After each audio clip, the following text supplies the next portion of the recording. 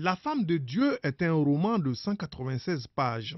Un journaliste part à la recherche d'une folle dans un imaginaire teinté de relations incestueuses et d'exclusion de l'albinos. Il est question, selon l'auteur, d'un manuel d'exercice littéraire dans un style à la dimension d'une prose poétique. Le jeune albinos dont la mère avait honte, il a aussi écrit une lettre à sa mère pour demander à sa mère, mais pourquoi est-ce que tu ne m'as jamais aimé?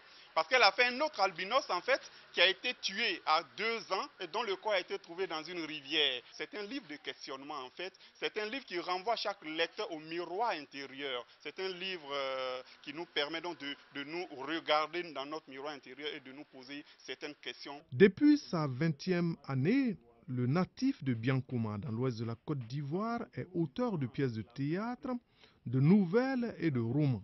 Journaliste indépendant et activiste culturel, il a créé l'association culturelle Écriture des Suds et DS en 2008. Le rôle de l'écrivain, c'est de tirer les esprits vers le haut. Et je tire justement les esprits vers le haut en donnant un titre qui peut prêter à confusion. Mais il faut lire le livre pour comprendre que le titre n'a rien de blasphématoire. La femme de Dieu, pourquoi on dit homme de Dieu et ça ne choque pas?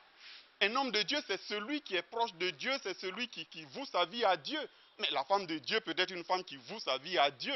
Je ne vois rien de blasphématoire. Administrateur du centre de formation en photographie CFP de Bamako, le blogueur est aussi le représentant de plusieurs organes de presse internationaux au Mali. Le lancement officiel du livre, c'est pour ce 27 juillet.